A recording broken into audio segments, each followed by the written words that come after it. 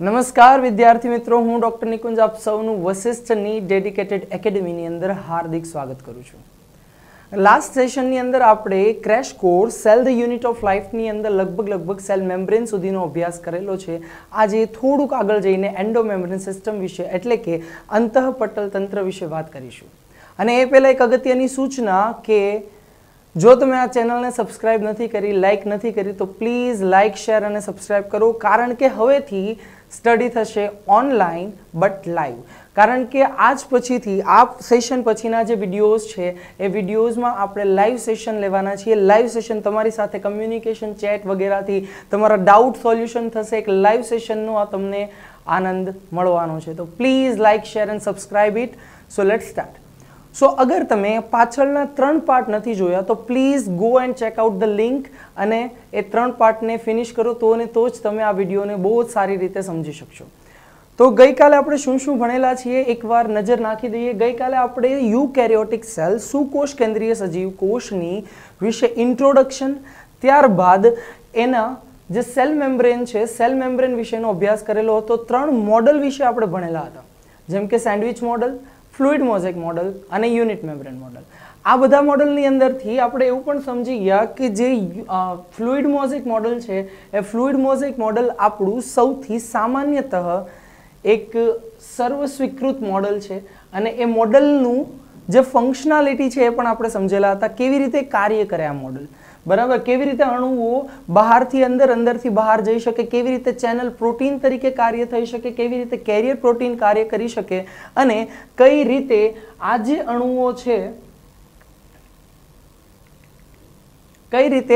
અણુઓ છે પ્રોટીનના એ કોષની ઓસ્મોલારિટીને બેલેન્સ કરી શકે, આશ્રુતિને બેલેન્સ કરી શકે અને ફંક્શન કરી શકે. આ સિવાય આપણે એના પાર્ટ્સ પણ જોયેલા હતા કે લગભગ આરબીસીની મેમ્બ્રેનની જો વાત કરવામાં આવે તો આરબીસીની મેમ્બ્રેનમાં લગભગ 52% જેટલું પ્રોટીન હોય, 40% જેટલું ફોસ્ફોલિપિડ હોય. અને આ સાથે આપણે લાસ્ટ સેશનની અંદર ડિટેલ ડિસ્કશન કરી ચૂક્યા છીએ અબાઉટ ધી ફોસ્ફોલિપિડ, રાઈટ. લેસિથિનનું સ્ટ્રક્ચર શું છે, કેવી રીતે લેસેથિન ફોર્મ થાય અને લેસેથિન કેવા પ્રકારનું વર્તણૂક દર્શાવે, એ બધી જ બાબતો વિશે એક ખૂબ સરસ ખ્યાલ લઈ ચૂક્યા છીએ. આજે આપણે સેલ વોલથી સ્ટાર્ટ કરવાના છીએ, પરંતુ કોષ દિવાલની શરૂઆત કરતા પહેલા એક થોડીક નાનકડી એવી વાત કરવા માંગીશ અને એ અમુક તમારા જે ડાઉટ્સ છે એ ડાઉટ્સનું ક્લિયરન્સ થઈ શકે એ માટે એક ક્વેશ્ચન જોઈશું આપણે. અને ક્વેશ્ચન કંઈક આવી રીતે છે. સપોઝ તમને પૂછવામાં આવે કે આરબીસીના કોષમાં પ્રોટીન, લિપિડ અને અન્ય તત્વો જેવા કે કાર્બોહાઈડ્રેટ એટલે કે કાર્બોદિત આનું પ્રમાણ કેટલું હોય, તો શાયદથી તમે બહુ ઇઝીલી આન્સર આપી શકશો કે પ્રોટીન જે છે એ અરાઉન્ડ 52% છે, લિપિડ જે છે એ અરાઉન્ડ 40% છે અને કાર્બ્સ જે છે, કાર્બોહાઈડ્રેટ, કાર્બોદિત એ લગભગ 7 થી 8% છે. અને આ લિપિડના પોર્શનની અંદર 7 થી 8% જેટલું આપણી પાસે કાર્બોદિત છે. અહીંયા લિપિડના પોર્શનની અંદર ફોસ્ફોલિપિડ પ્લસ કોલેસ્ટ્રોલ આવશે. હવે તમને એવું થશે કોલેસ્ટ્રોલનું કામ શું છે? કોલેસ્ટ્રોલ ખરાબ છે? બિલકુલ નહીં, બરાબર. વેજીટેરિયન્સ માટે સ્પેશિયલી કોલેસ્ટ્રોલ એટલું બધું ઘાતક હોતું નથી, કારણ કે આપણા સેલ્સને મજબૂતીની જરૂર છે અને આ કોલેસ્ટ્રોલ છે એ મજબૂતી આપે. તો વેજીટેરિયન્સની અંદર થોડું ઘણું કોલેસ્ટ્રોલનું લેવલ હાઈ હોય તો એ કોઈ ચિંતાની વાત નથી. સો અહીંયા 40%ની અંદર એક ફોસ્ફોલિપિડ અને બીજું આવશે કોલેસ્ટ્રોલ. બટ એની જગ્યાએ જો હું તમને કહું સામાન્ય કોષમાં, જે એનસીઈઆરટીમાં નથી આપેલું, કે કોઈ સામાન્ય કોષ હોય તો સામાન્ય કોષની અંદર આનું પ્રમાણ કેટલું હોય, બરાબર. જો તમે જાણો છો તો please pause the video and answer in the comment section. Otherwise જોશો અહીંયા તો તમને એવું મળશે કે અરાઉન્ડ 58 to 59% જેટલું પ્રોટીન છે. ખૂબ વધારે છે. 58 to 59% protein, around 40 to 41% of lipid અને રિમેઇનિંગ 0.5% થી લઈને 1% જેટલું કાર્બોદિત છે. હવે ઘણા બધા વિદ્યાર્થી મિત્રોને અહીંયા કન્સર્ન થઈ જશે કે સર કેમ આવું, શા માટે અહીંયા સામાન્ય કોષની અંદર પ્રોટીનની વેલ્યુ વધારે છે?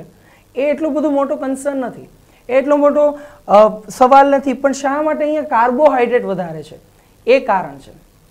કાર્બોદિત આરબીસીના કોષમાં શા માટે વધારે છે? હવે ધ્યાનથી સમજો.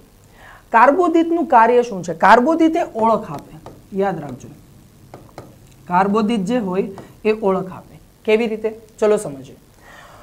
તો કે તમે એન્ટીજન જાણતા હશો, નથી જાણતા કોઈ પ્રોબ્લેમ નથી. તમે બ્લડ ગ્રુપ જાણતા હશો, બ્લડ એ positive, blood B positive, blood એબી પોઝિટિવ, બી નેગેટિવ, ઓ નેગેટિવ, આ બધા બ્લડ ગ્રુપ જાણો છો. તો બ્લડ ગ્રુપ છે શું? બ્લડ ગ્રુપ કેવી રીતે ડિટરમાઇન થાય, કેવી રીતે ઓળખાય? સો બ્લડ ગ્રુપ જે છે એ કોષ રસપટલ, કોનું કોષ રસપટલ? આરબીસી નું કોષ રસપટલ. આરબીસી ના કોષ રસપટલ ઉપર આવેલા સ્પેશિયલ ટાઈપના ગ્લાયકોપ્રોટીન અને ગ્લાયકોલિપિડના નેચરના આધારે જ ઓળખાય.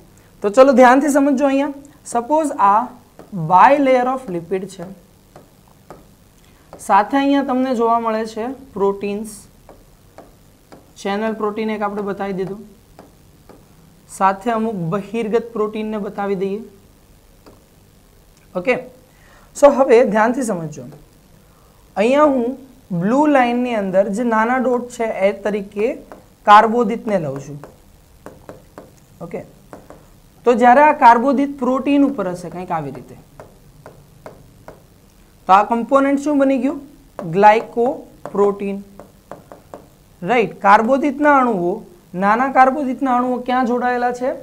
તો કે પ્રોટીન ઉપર, તો એ ગ્લાયકોપ્રોટીન બની જશે. જો આવા અણુઓ લિપિડ સાથે સંકળાયેલા હોય, લિપિડ સાથે જોડાયેલા હોય, તો એ ગ્લાયકોલિપિડ બની જશે. અહીંયા આના ગ્લાયકોલિપિડ બીજું કશું જ નથી. ગ્લાયકોપ્રોટીન અથવા તો ગ્લાયકોલિપિડ જે હોય એ બીજું કશું જ નહીં, પરંતુ છે તમારા એન્ટીજન. ખ્યાલ આવે છે? એન્ટીજન, એન્ટીબોડી, આવું બધું નામ સાંભળેલું છે શાયદથી. આના એન્ટીજન બીજું કશું જ નહીં. આપણે 18મા ચેપ્ટરમાં સમજીશું. આ એન્ટીજનના કારણે જ આપણે બ્લડ ગ્રુપ સિસ્ટમને અનુસંધાન આપીએ છીએ. બ્લડ ગ્રુપ સિસ્ટમમાં બ્લડ ગ્રુપ કેવી રીતે આપવું? એ પોઝિટિવ, એનો અર્થ શું થઈ ગયો કે એ પર્ટિક્યુલર બ્લડની અંદર એ એન્ટીજન છે.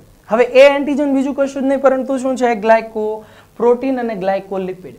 બરાબર છે. તો અહીંયા કોષની જ્યારે ઓળખ આપવાની હતી, કોષને આઈડેન્ટિટી આપવાની હતી, ત્યારે કોનું પ્રમાણ વધારે હોવું જોઈએ? કાર્બોદિતનું પ્રમાણ હોવું જોઈએ. ફક્ત આ જ કેસમાં આવું નથી. જો તમે સેલ મેમ્બ્રેન ઓફ સ્પર્મ એટલે કે શુક્રકોષ વિશે વાત કરો તો શુક્રકોષના જે સેલ મેમ્બ્રેન છે, કોષ રસપટલ છે, એની ઉપર પણ તમને બહોળી માત્રામાં કાર્બોદિત જોવા મળે, અને જે કાર્બોદિત એ સ્પર્મને આઈડેન્ટિટી આપે. બરાબર. 12th ની અંદર આપણે એક ખૂબ જ વધારે એક્સ્ટ્રા એનસીઆરટી પોઈન્ટ ભણીશું, અને જેનું નામ છે ફર્ટિલિન અને એન્ટીફર્ટિલિન. ફર્ટિલિન અને એન્ટીફર્ટિલિન. એમાંથી જે એન્ટીફર્ટિલિન છે, એન્ટીફર્ટિલિન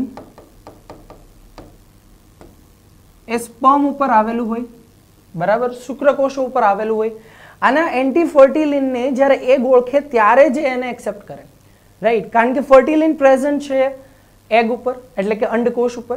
તો અંડકોષ ઉપરનું ફર્ટિલિન અને શુક્રકોષ ઉપરનું એન્ટીફર્ટિલિન જ્યારે આ બંને મેચ થાય, જ્યારે એકબીજાની વિરુદ્ધમાં લોક એન્ડ કી જેવું, તાળા ચાવી જેવી ઘટના ઘટાવે અથવા તો રચના બનાવે, તો ત્યારે ને ત્યારે જ એ સ્પર્મ સેલને ઓળખી શકાય કે યસ, આ પર્ટિક્યુલર સ્પર્મ સેલ, આ પર્ટિક્યુલર શુક્રકોષ એ આપણી જાતિનો છે, આપણી પ્રજાતિનો છે, અને ત્યારે ને ત્યારે ફર્ટિલાઇઝેશન અથવા તો ફલનની પ્રક્રિયા થઈ શકે. તો આવી રીતે જે કોષો આઈડેન્ટિફાઈડ છે, સામાન્ય કોષો સિવાયના જે કોષોને એક આઈડેન્ટિટી શો કરવાની છે, એક ઓળખ શો કરવાની છે, એની અંદર તમને કાર્બોદિતનું પ્રમાણ વધારે મળશે. પણ જો એક્ઝામિનર તમને ક્વેશ્ચન પૂછે છે કે સામાન્ય કોષમાં પ્રમાણ શું હોય, તો સામાન્ય કોષની અંદર તમારે પ્રમાણ લખવું પડશે 58 થી લઈને 59% જેટલું પ્રોટીન, 40% જેટલું લિપિડ અને 1% જેટલું કાર્બોદિત. રાઈટ. સો કન્ફ્યુઝ નહીં થતા. એનસીઆરટીની અંદર ફક્ત આરબીસીનું આપેલું છે. શા માટે? તો કે આપણે ઓલરેડી વાત કરી ચૂક્યા છીએ કે સિંગર અને નિકોલસનના ફ્લુઇડ મોઝેક મોડલમાં જે પ્રક્રિયાઓને સમજવામાં આવી, ફ્લુઇડ મોઝેક મોડલની રચનાને સમજવામાં આવી, તો એ આરબીસીની ઉપર આપણે સમજેલા હતા. સો એ કારણોસર ધ્યાન રાખજો કે સામાન્ય કોષ જે હોય, સામાન્ય કોષની અંદર કમ્પોનેન્ટ, સામાન્ય કોષની અંદર જે રચનાઓ છે, રાઈટ, પર્સન્ટેજ છે, એ અલગ છે એક આરબીસીના કોષ કરતા. ચલો આગળ વધીએ, વાત કરીએ અબાઉટ ધ સેલ વોલ, કોષ દિવાલ. બરાબર. કોષ દિવાલ એક રીતે આપણા માટે એટલી બધી હેક્ટિક નથી. શા માટે? કારણ કે ફક્ત યુકેરિયોટિક સેલમાં બે જ રચનાઓ ઉપર આવેલી હોય, વનસ્પતિ કોષ ઉપર અને ફૂગના કોષ ઉપર. બરાબર. આના સિવાય આપણે ઓલરેડી બેક્ટેરિયાની કોષ દિવાલ શીખી ગયા છીએ પાર્ટ 2 ની અંદર. So please I button check કરો અને પાર્ટ 2 ને એક વખત જોઈ લો તો તમને ત્યાં બિલકુલ સમજમાં આવી જશે કે પ્રોકેરિયોટિક સેલ બેક્ટેરિયાના કોષ હોય કેવી રીતે હોય, બેક્ટેરિયાના કોષની અંદર કોષ દિવાલ કઈ રીતે આવેલી હોય. બરાબર. તો અહીંયા આપણે કોષ દિવાલ વિશે સમજીશું. ઓકે, કોષ દિવાલ વિશે સમજીશું અને કોષ દિવાલ વનસ્પતિ અને ફૂગની કોષ દિવાલ માટે વધારે અહીંયા આપણે તવજ્જો આપીશું. તો જે કોષ દિવાલ છે એ આપણે જોઈ લઈએ. પહેલા તો વનસ્પતિની જે કોષ દિવાલ હોય, બરાબર છે, રાઈટ. લગભગ બધા જ વિદ્યાર્થી મિત્રોને ખ્યાલ હશે કે વનસ્પતિની કોષ દિવાલ શાની બનેલી હોય. તો વનસ્પતિની કોષ દિવાલ બનેલી હોય સેલ્યુલોઝની. ઓકે, સેલ્યુલોઝની કોષ દિવાલ હોય. પણ ઘણા બધા વિદ્યાર્થી મિત્રોને એ ખ્યાલ નથી હોતો કે સેલ્યુલોઝ કોના બનેલા છે, અને એ તમારો નીટનો ક્વેશ્ચન છે. બરાબર છે. તો please write down in the comment section. Stop કરો વિડીયોને અને કોમેન્ટ સેક્શનમાં લખો કે સેલ્યુલોઝ કોના પોલિમર છે. બરાબર. તો સેલ્યુલોઝ જે છે એ બીટા ડી ગ્લુકોઝના પોલિમર છે. ખૂબ જ ટૂંક સમયની અંદર જ્યારે આપણે 9મું ચેપ્ટર ભણીશું બાયોમોલિક્યુલ્સ, જૈવિક અણુઓ, ત્યારે બીટા ડી ગ્લુકોઝનું સમગ્ર સ્ટ્રક્ચર છે એને આપણે ડિસ્કસ કરીશું. જ્યારે જે ફૂગની કોષ દિવાલ હોય એ ફૂગની કોષ દિવાલ બનેલી હોય કાઇટિનની. કોની બનેલી હોય? કાઇટિનની. ચલો, કાઇટિન શું છે? કાઇટિન પણ એક કાર્બોદિત છે, રાઈટ. અને આ થોડુંક ડિફિકલ્ટ ક્વેશ્ચન છે કે કાઇટિન કોના બનેલા છે, કાઇટિન કોના પોલિમર છે. તો please stop video again and હવે આન્સર આપશો અહીંયા. તો શું મળશે answer? Right answer is what? It is N acetyl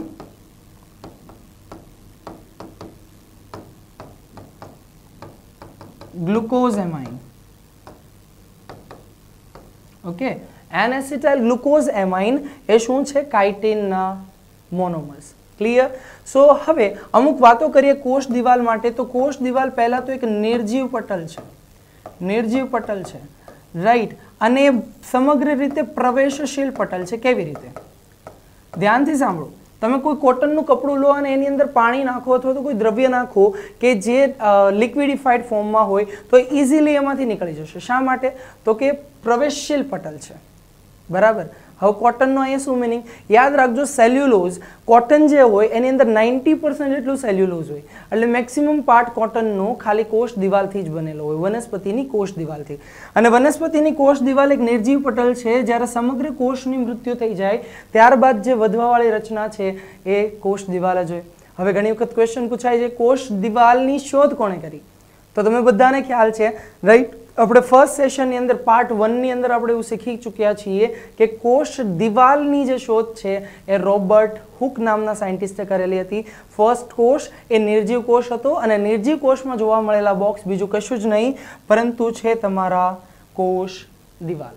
બરાબર છે.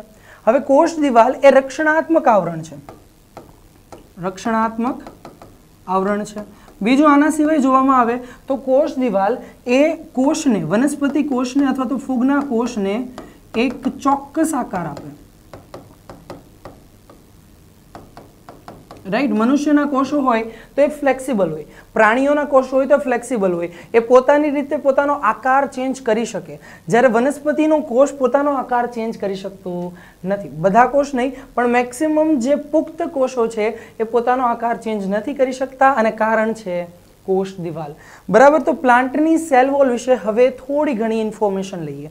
બરાબર છે. તો તમને કોષ દિવાલ વિશે ખ્યાલ છે કે કોષ દિવાલ એક સખત રચના છે. પણ શું શરૂઆતથી એ સખત હોય? બિલકુલ નહીં. બરાબર. કદાચ તમે જાણતા હશો વર્ધનશીલ પેશીના કોષો વિશે. હવે વર્ધનશીલ પેશી એટલે શું? વર્ધનશીલ પેશી એટલે એવી પેશી કે જેના કોષો સતતપણે વિભાજન કરી શકે. એવી પેશી કે જે સતતપણે વિભાજન કરી શકે અને નવા કોષોની રચના કરી શકે તો એને આપણે નામ આપીએ વર્ધનશીલ પેશી. બરાબર. એને આપણે વર્ધનશીલ પેશી કહીએ. તો સમજો કોઈ પણ કોષ ક્યારે વિભાજિત થાય? જ્યારે એનું પહેલા વૃદ્ધિ થાય, મોટો થાય, રાઈટ. અને પછી જ એનું બે ભાગમાં વિભાજન થાય. ઓકે. સો કોઈ પણ કોષને જો વિભાજિત થવું છે તો પહેલા વૃદ્ધિની જરૂર પડે અને જો કોષ દિવાલ ડાયરેક્ટ નવા કોષની અંદર જો સખત હોય તો ત્યારે કદાપી વૃદ્ધિ થઈ શકે નહીં. ઇવન જે પુખ્ત કોષો છે એ પણ તો ગ્રો કરેલા છે. તો ગ્રોથ જ્યારે થાય છે, જ્યારે વૃદ્ધિ થાય છે, ત્યારે ક્યારેય પણ એક સખત કોષ દિવાલ હોય એ સમજમાં આવે નહીં. એના કારણે અહીંયા આપણે શીખીશું કે જે કોષ દિવાલ હોય, વનસ્પતિની જે કોષ દિવાલ હોય એની અંદર સેવરલ ટાઈપ છે, અમુક ટાઈપ છે જે જોઈએ આપણે. તો જે નવો કોષ હોય, બાળ કોષ, બાળ વનસ્પતિ કોષ અથવા વર્ધનશીલ પેશીનો કોષ. ઓકે, બાળ વનસ્પતિ કોષ અથવા તો વર્ધનશીલ પેશીનો કોષ. આ કોષો કંઈક એવા છે કે જેની અંદર, બરાબર, બાળ વનસ્પતિ કોષ અને વર્ધનશીલ પેશીના કોષ, આ કોષો કંઈક એવા છે કે જેની અંદર આપણને શરૂઆતમાં કોષ દિવાલ તો જોવા મળે, પણ એ કોષ દિવાલ કેવી હોય તો કે પ્રાથમિક કોષ દિવાલ હોય. રાઈટ. હવે શું છે પ્રાથમિક કોષ દિવાલ? સિમ્પલી તમને કહું તો પ્રાથમિક કોષ દિવાલ એ ફ્લેક્સિબલ અને નરમ કોષ દિવાલ છે. બરાબર છે, એ નરમ કોષ દિવાલ છે કે જેની અંદર સેલ્યુલોઝનું પ્રમાણ ઓછું છે. રાઈટ. હવે કોષ દિવાલના કમ્પોનેન્ટ વિશે પહેલા તો સમજીએ તો સેલ્યુલોઝ ફક્ત વનસ્પતિ કોષ દિવાલની અંદર નથી. વનસ્પતિની કોષ દિવાલમાં સેલ્યુલોઝ સિવાય પણ ઘણા દ્રવ્યો જોવા મળે. જેમ કે આપણે જો અહીંયા ચર્ચા કરીએ તો વનસ્પતિની કોષ દિવાલની અંદર તમને સેલ્યુલોઝ, હેમિસેલ્યુલોઝ, ઝાયુલોઝ, પેક્ટીન, ગ્લુકોમેનન કે જેની અંદર મેનોસ છે. બરાબર છે. તો આ રીતના કમ્પોનેન્ટ મળે. આ બધા જ કમ્પોનેન્ટ હોય. બરાબર છે. લીલની જે કોષ દિવાલ હોય, અહીંયાથી એક બીજું મોસ્ટ ઇમ્પોર્ટન્ટ ક્વેશ્ચન જોવા મળે કે લીલની જે કોષ દિવાલ હોય એની અંદર કયું દ્રવ્ય વધારે હોય? તો એની અંદર હોય પેક્ટીન. વધારે પ્રમાણમાં જોવા મળતું દ્રવ્ય જે છે લીલની કોષ દિવાલમાં એ છે પેક્ટીન. હવે પેક્ટીન છે શું? યાદ રાખજો, પેક્ટીન એ અલ્પ દ્રાવ્ય છે પાણીમાં. પાણીમાં અલ્પ દ્રાવ્ય છે. તો એના કારણે થાય શું? તમે ઘણી વખત એક્સપિરિયન્સ કરેલો હશે કે જ્યારે વરસાદી માહોલ હોય, હાલમાં તો નથી, બરાબર, જ્યારે આ સમય ઉપર દર વર્ષે જ્યારે ખૂબ જ વરસાદી માહોલ હોય તો એ વરસાદી માહોલની અંદર જ્યારે વરસાદ પડે અને ખાડા ભરાઈ જાય તો અથવા તો ટેરેસ ઉપર ઘણી વખત શેવાળ જામી જાય, લીલ જામી જાય. બરાબર. તો આ જે લીલ હોય, રાઈટ, એની ઉપર જો તમારો પગ પડે તો શું થાય એ તમે જ જાણો છો. રાઈટ. સો ત્યારે લપસી જવાય. શા માટે? ઓકે, ક્વેશ્ચન છે શા માટે? કારણ કે પેક્ટીન જે છે એ અલ્પ દ્રાવ્ય છે. કોની અંદર? પાણીમાં. ઓકે, પેક્ટીન એ અલ્પ દ્રાવ્ય છે પાણીની અંદર. તો એ પાણીમાં થોડું ઘણું દ્રાવ્ય થશે. ઓકે, પ્રાણીની અંદર નહીં પણ પાણીમાં.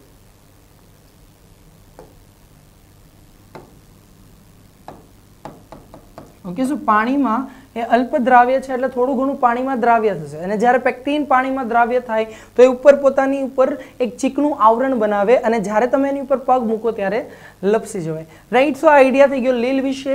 રાઈટ. તો લીલમાં પણ સેમ કમ્પોનેન્ટ હોય, પેક્ટીન થોડુંક વધારે હોય. જ્યારે વનસ્પતિના કોષની અંદર સેલ્યુલોઝ, હેમિસેલ્યુલોઝ, ઝાયુલોઝ, પેક્ટીન અને ગ્લુકોમેનન જેવા દ્રવ્યો જોવા મળે.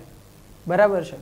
યાદ રાખજો, જે પ્રાથમિક કોષ દિવાલ હોય, બરાબર, પ્રાથમિક કોષ દિવાલ હોય, સો જે પ્રાથમિક કોષ દિવાલ હોય એની અંદર હેમિસેલ્યુલોઝ, હેમિસેલ્યુલોઝનું પ્રમાણ વધારે હોય અને હેમિસેલ્યુલોઝ સેલ્યુલોઝના કમ્પેરમાં ફ્લેક્સિબલ છે. બરાબર, સ્થિતિસ્થાપક છે. એના કારણે ગ્રોથ થઈ શકશે. ક્લિયર? પણ હવે થાય કેવું જુઓ, અહીંયા જેમ જેમ કોષ મોટો થાય, એક ફિગર આપણે ડ્રો કરી લઈએ. રાઈટ. જેમ જેમ તમારો કોષ મોટો થશે એમ એમ ઘટકો છે એનું પ્રમાણ બદલતું જશે. બરાબર છે. જેમ જેમ કોષ મોટો થશે એમ એમ જે ઘટકોનું પ્રમાણ છે એ પણ બદલતું જશે. કઈ રીતે જુઓ, સપોઝ આ કોષની કોષરસ સ્તર છે. ઓકે, કોષનું કોષરસ સ્તર છે. કોષરસ સ્તરની ઉપર માની લો કે આ આવી ગઈ કોષ દિવાલ. રાઈટ. તો જેમ જેમ કોષ મોટો થાય એવી રીતે હવે વનસ્પતિ કોષમાં ધ્યાનથી સમજો.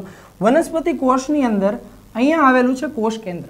ઓકે, અને કોષ કેન્દ્રની આજુબાજુમાં શું હોય તો કે કોષ કેન્દ્રની આજુબાજુમાં તમને જોવા મળે એન્ડોપ્લાઝમિક રેટિક્યુલમ, એટલે કે અંતઃકોષરસ જાળ, કંઈક આવી રીતે. અને સામાન્ય રીતે તમે એવું જોયું હશે કે જે પ્રાણી કોષો હોય એની અંદર ગોલ્ગી કાય એક્ઝેક્ટલી પાસે હોય ક્યાં? અંતઃકોષરસ જાળની. પણ અહીંયા એવું જરૂરી નથી. બરાબર. અહીંયા ગોલ્ગી કાય ક્યાં હશે? સેલ મેમ્બ્રેનની નજીક. ઓકે રાઈટ, કોષરસ સ્તરની નજીક હોય. અને જ્યારે આવી રીતે ત્યાં છે ત્યારે આવા પ્રકારની વનસ્પતિની ગોલ્ગી કાયને ડિક્ટિયોઝોમ કહેવાય. શું કહેવાય? આને શું કહેશો? ગોલ્ગી કાય જ છે આ, પણ ગોલ્ગી કાય વનસ્પતિની ગોલ્ગી કાયને શું કહેવાય? ડિક્ટિયોઝોમ. ચલો, તો આ ડિક્ટિયોઝોમ છે કરે શું? હવે અહીંયાથી જેવો કોષ પુખ્ત થાય છે, ધ્યાન રાખજો, પુખ્ત કોષ જે હોય રાઈટ, તો પુખ્ત કોષની અંદર તમને જે કોષ દિવાલ મળે છે એને દ્વિતીયક કોષ દિવાલ તરીકે કહી શકો. એ દ્વિતીયક કોષ દિવાલ છે right, secondary cell wall. Clear? આ દ્વિતીયક કોષ દિવાલ અથવા તો સેકન્ડરી સેલ વોલની અંદર સેલ્યુલોઝ વધારે હોય. તો જેવું સેકન્ડરી સેલ વોલ બની જાય એના પછીથી કોષ વૃદ્ધિ કરી શકે નહીં. એ કારણ છે કે ક્યારેય પણ તમને કોષોની અંદર, બરાબર ધ્યાન રાખજો, ક્યારેય પણ તમને પુખ્ત કોષોની અંદર અથવા તો વર્ધનશીલ કોષોની અંદર સેકન્ડરી સેલ વોલ નહીં મળે. બરાબર, પુખ્ત કોષોની અંદર હશે પરંતુ વર્ધનશીલ પેશીના કોષોમાં ક્યારેય સેકન્ડરી સેલ વોલ આવશે નહીં, કારણ કે સેકન્ડરી સેલ વોલની અંદર અરાઉન્ડ 70% જેટલું સેલ્યુલોઝ હોય. અને જ્યારે આટલું બધું સેલ્યુલોઝ છે તો ત્યારે કોષ પછી વિભાજન કરી શકવાનો નથી. ક્લિયર? સો બેઝિકલી જે દ્વિતીયક કોષ દિવાલ છે એની સ્થાપના થઈ, પણ કેવી રીતે? બરાબર, હવે તમે જાણો છો દ્વિતીયક કોષ દિવાલની અંદર વધારે ઘટક કયું છે? મેક્સિમમ ઘટક. Max is cellulose. Okay, maximum ઘટક સેલ્યુલોઝ છે. તો હવે થાય કેવું કે અહીંયાના જે ગોલ્ગી કાય બોડી છે અથવા તો ગોલ્ગી કાય છે જેને આપણે ડિક્ટિયોઝોમ કીધું, બરાબર, તો ડિક્ટિયોઝોમ સેલ્યુલોઝ બનાવે. બરાબર છે, સેલ્યુલોઝ એટલે કે ગ્લુકોઝના અણુઓને ભેગા કરીને સેલ્યુલોઝમાં કન્વર્ટ કરે અને સેલ્યુલોઝની ચેઇન બનાવે. હવે ધ્યાનથી સમજજો, બરાબર, થોડુંક એક્સ્ટ્રા છે પણ કામનું છે. સેલ્યુલોઝ બનાવે અને સેલ્યુલોઝની ચેઇન હોય, બરાબર, આવી જે સેલ્યુલોઝની ચેઇન હોય રાઈટ, એને જોડે. અરાઉન્ડ 30 to 35 સેલ્યુલોઝની ચેઇન જ્યારે જોડાય, ઓકે, જ્યારે 30 થી લઈને 35 જેટલી સેલ્યુલોઝની ચેઇન જોડાય તો ત્યારે નિર્માણ થાય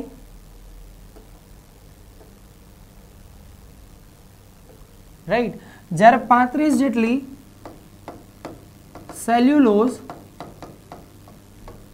ચેઇન જોડાય તો ત્યારે એક મિશેલ બને.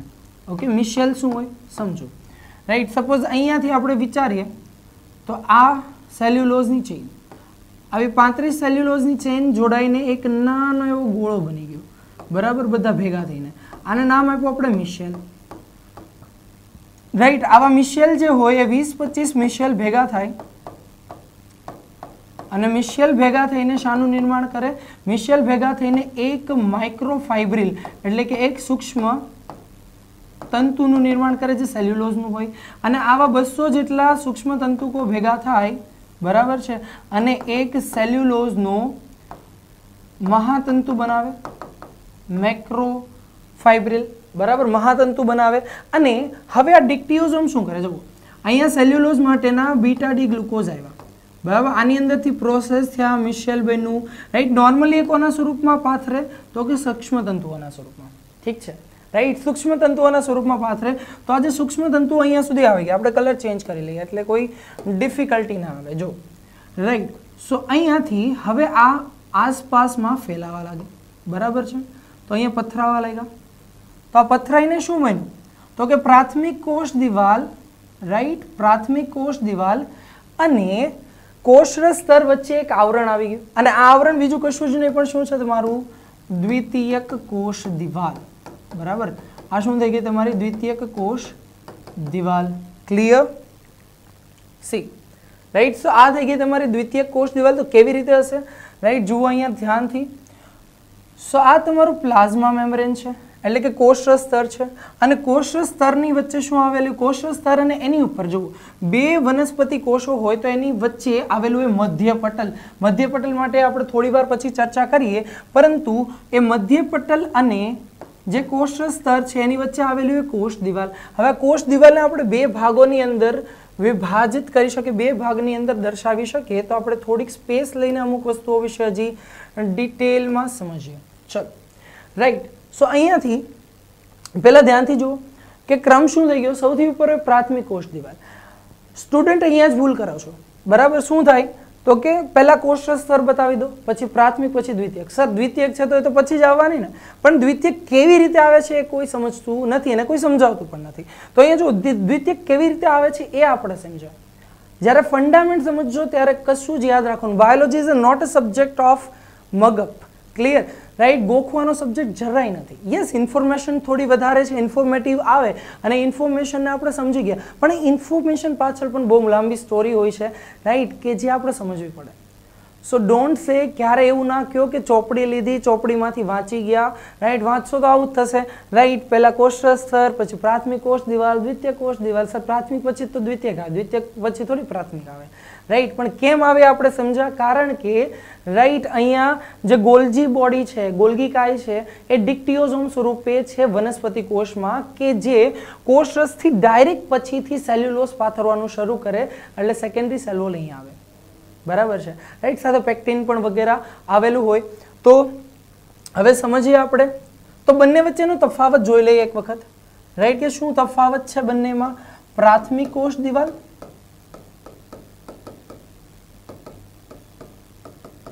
અને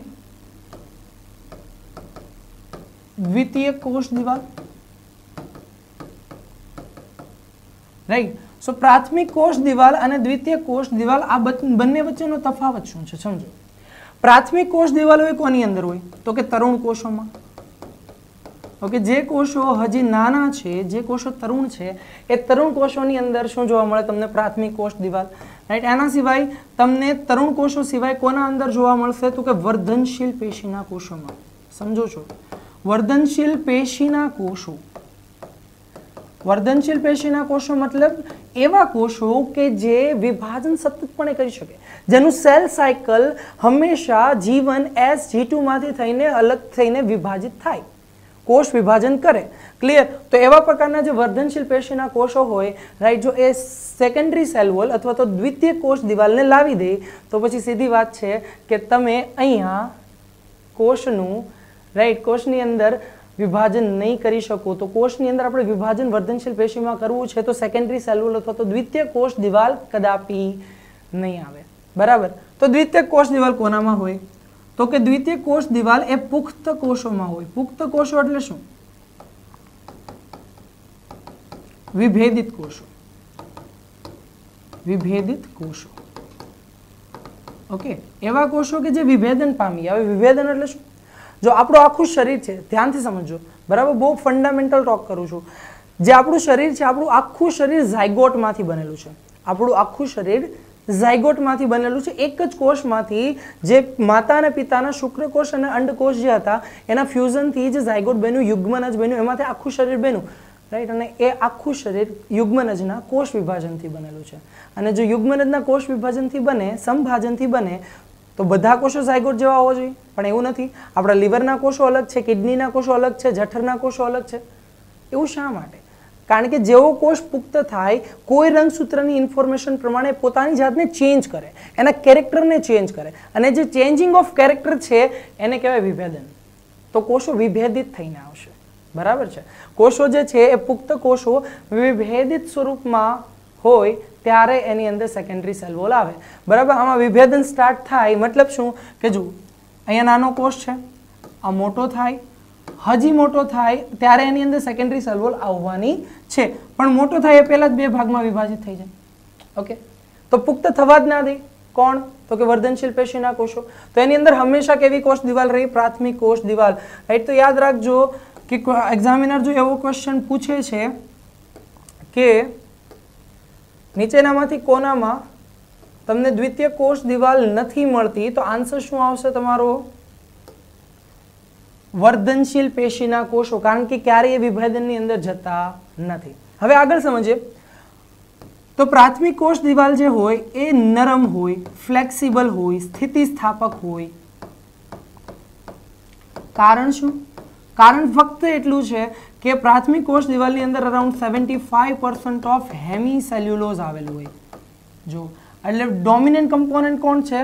right, hemi cellulose. Hemi cellulose છે ફ્લેક્સિબલ છે, એના કારણે આખી કોષ દિવાલ ફ્લેક્સિબલ થઈ જાય. અને આના અંદર લેસ ધેન 25% હોય હેમી સેલ્યુલોઝ, રાઈટ? અને જે સેલ્યુલોઝ છે હાઈ અમાઉન્ટમાં હોય. હાઈ અમાઉન્ટની અંદર શું હોય? સેલ્યુલોઝ હોય તો એના કારણે બહુ સ્ટીફ થઈ જાય, સખત થઈ જાય. ક્લિયર? સો આ થઈ ગઈ વાત દ્વિતીયક અને પ્રાથમિક કોષ દિવાલ વિશે અને એના તફાવત વિશે. હજી એક extra NCERT point of view આપણે જો જોઈ લઈએ જે બેઝડ છે તમારા એનસીઆરટીના કન્સેપ્ટ ઉપર, તો તમે ધ્યાનથી સમજો. અમુક કોષો એવા પણ હોય કે જેની અંદર તૃતીયક કોષ દિવાલ આવે. કેવી કોષ દિવાલ? તૃતીયક કોષ દિવાલ, ટર્શરી સેલ. સર બેમાં નથી સમજ પડતી, આ ત્રીજું ક્યાંથી લાવ્યા? બરાબર, તો અમુકમાં આવે. જો ધ્યાનથી સમજો કે જેવા કોષો હોય, કોષો જેવા કે શું? આવું કંઈ યાદ આવે છે? આપણે પહેલા સેશનની અંદર કંઈક આવી ફિગર જોઈ હતી. આ જલવાહિનીકીનો કોષ છે, જલવાહિનીકીનો કોષ છે. હવે થાય શું? જો કે આપણા કોષમાં આ કોષ દિવાલ, ઓકે, આ કોષ દિવાલ, અને કોષ દિવાલમાં અહીંયા ગોલ્ગી કાયના કારણે આવી ચૂકી છે સેકન્ડરી કોષ દિવાલ, એટલે કે દ્વિતીયક કોષ દિવાલ. પરંતુ હવે થશે શું કે આ જલવાહિનીકીનો કોષ જો ધ્યાનથી, ઓકે, જલવાહિનીકીનો કોષ છે. જલવાહિનીકીના કોષને કરવાનું શું હોય? તો કે પાણીનું વહન. બરાબર છે. વનસ્પતિની અંદર મૂળમાંથી પાણીને ખેંચીને ટોચ સુધી પહોંચાડવાનું, કારણ કે વનસ્પતિ એક સજીવ રચના છે અને એના દરેકે દરેક કોષોને જો ચયાપચય કરવું હોય તો પાણીની જરૂર પડે. તો પાણીને ક્યાંથી લઈ જવાનું છે? મૂળમાંથી લઈને ટોચ સુધી, પ્રકાંડાગ્ર સુધી લઈ જવાનું છે. બરાબર છે. તો વચ્ચેની આવતી તમામ રચનાઓને સમાન પ્રમાણમાં પાણી મળવું જોઈએ. અને આ બંને કોષ દિવાલ કેવી છે? પાણી માટે પ્રવેશશીલ. એટલે તો આપણે બેઝિકલી શું કરીએ છીએ? કોટનનું કપડું તમે લીધું હોય, કોટનના કપડામાં પાણી નાખો તો પાણી નીચેથી પસાર થઈ જાય, કોટનના કપડામાંથી પસાર થઈ જાય. તો જલવાહિનીમાં અથવા તો જલવાહિનીકીમાં જો આવા પ્રકારના જ કોષો હોય તો શું થાય? વિચાર. રાઈટ. તો એના જે મૂળ થડવાળો ભાગ છે, નીચેવાળો ભાગ, ત્યાંથી બધું પાણી બહાર આવી જાય. પણ પાણી આપણે બહાર આવવા દેવું નથી. તો આપણે કંઈક એવું કરવું પડે, એવું આવરણ અહીંયા લઈ આવવું પડે કે જેના કારણે પાણી આ રચનામાંથી બહાર આવી શકે નહીં. અને એ આવરણ છે કયું? એ આવરણ છે લિગ્નિનનું આવરણ. બરાબર છે. તો એક લિગ્નિનનું આવરણ જો હું અહીંયા મૂકી દઉં, અહીંયા હું લિગ્નિનનું આવરણ લઈ આવું, તો લિગ્નિનનું આવરણ લાવતા, ઓકે, અહીંયા લિગ્નિનનું આવરણ લાવતા શું થઈ જાય? તો કે હવે કોષની અંદરથી પાણી બહાર નીકળી શકવાનું નથી, કારણ કે લિગ્નિન એક જલ અવરોધક અણુ છે. બરાબર, લિગ્નિન એ જલ અવરોધક છે, પાણીને પસાર ના થવા દે. એટલા માટે વનસ્પતિમાંથી પાણી બહાર નથી આવી જતું. રાઈટ. ઘણા લોકોને ક્વેશ્ચન થાય કે સર સેલ્યુલોઝની તમે વાત કરો, સેલ્યુલોઝમાંથી તો પાણી બહાર નીકળી જાય, તો વનસ્પતિમાંથી બહાર નીકળી જવું જોઈએ. નથી નીકળતું. એનું કારણ છે આ ત્રીજું લેયર. અને આ જે લેયર છે એને કહેવાય તૃતીયક કોષ દિવાલ. તો બેઝિકલી આ જિમ્નોસ્પર્મ, એન્જિયોસ્પર્મ એટલે કે અનાવૃત અને આવૃત બીજધારી વનસ્પતિમાં જલવાહિની અને જલવાહિનીકી જેવા કોષોની અંદર જ જોવા મળે. બરાબર. બીજા પણ ઘણા કોષો છે, જેમ કે કાર્પેરિયન પટ્ટિકાઓ. આ બધું આપણે આગળ જતા ભણીશું કે જેની અંદર તૃતીય કોષ દિવાલની હાજરી પણ જોવા મળી શકે. સો આઈ થિંક આપણે અહીંયા સુધીમાં લગભગ બધા જ પ્રકારના પોઈન્ટ્સને કવર કરી ચૂક્યા છે કે જેની બહાર કદાચથી ક્વેશ્ચન જઈ શકે નહીં. આપણો ટાર્ગેટ આજનો જે હતો, આપણો ટાર્ગેટ આજનો હતો એન્ડોમેમ્બ્રેન સિસ્ટમ સુધીનો, કે એન્ડોમેમ્બ્રેન સિસ્ટમને પણ આપણે સમજી લઈશું, પરંતુ ફક્ત કોષ દિવાલ જોઈએ. રાઈટ. અને એનું કારણ તમે જ છો, કારણ કે અમને તમારી ચિંતા છે કે તમને હરેક પોઈન્ટ મળી રહે, એક એવો ક્રેશ કોર્સ મળી રહે કે જેના અંદરથી તમે જો સ્ટડી કરો તો તમને બીજે ક્યાંય જવું પડે નહીં, કોઈ ટેન્શન લેવું પડે નહીં. જ્યારે આ કોરોના કાળ છે, ઓનલાઈન સ્ટડી કરવું પડે છે, ઇવન ઓફલાઈન પણ થઈ જાય. ઓકે, હવે તો ઓફલાઈન થવાનું. ઓફલાઈન પણ જો થઈ જાય, ત્યાર પછી પણ જો ક્લાસ મિસ થઈ ગયા અથવા તો સ્કૂલમાં ના સમજાયું, ટ્યુશનમાં ના સમજાયું, તો ઘરે આવીને એટલીસ્ટ તમે લાસ્ટ ટાઈમ ઉપર જે કંઈ પણ અભ્યાસ કરી શકો તેમાં તમને સચોટ જ્ઞાન મળી શકે. એ માટે આપણે થોડુંક લેન્થીયર કરીએ છીએ, થોડુંક ડિટેલ કરીએ છીએ અને બધા જ પોઈન્ટને આવરવાનું પ્રયાસ કરીએ છીએ. તો એના માટે સેશન્સ થોડા લેન્થીયર થઈ જાય, પાર્ટ્સ થોડા વધી જશે. So please be stand on the video, પૂરો વિડીયો જુઓ અને સરખી રીતે તમારી નોટ્સ બનાવો. એક વસ્તુ ધ્યાન રાખજો, અહીંયાથી આ પીડીએફ મળી જશે, કોઈ કામની નથી. ઓકે, આ પીડીએફ તમને ટેલિગ્રામ ઉપર મળશે, એનું કોઈ મહત્વ નથી જ્યાં સુધી બરાબર ટેલિગ્રામની લિંક નીચે હશે કોમેન્ટ સેક્શનની અંદર, પ્લીઝ એને ક્લિક કરજો તો તમને આ જે કંઈ પણ બોર્ડ વર્ક છે બોર્ડ વર્ક મળવાનું છે. પરંતુ જ્યાં સુધી તમારી પોતાની નોટ્સ નહીં હોય, ઓકે, તમારી જાતે બનાવેલી શોર્ટ નોટ્સ નહીં હોય ત્યાં સુધી કશું જ કામનું નથી. કારણ કે 2 વર્ષ પછી અથવા તો 1 વર્ષ પછી, જો તમે 12મામાં છો તો 1 વર્ષ પછી અથવા તો 10 મહિનાઓ પછી જ્યારે એક્ઝામિનેશન લેવાશે ત્યારે અડધા દિવસમાં તો જ તમે રિવિઝન કરી શકશો જો તમારી પાસે તમારી પોતાની સેલ્ફ મેડ શોર્ટ નોટ્સ હશે. સો સ્ટે સેફ, સ્ટે કુલ. જય હિન્દ.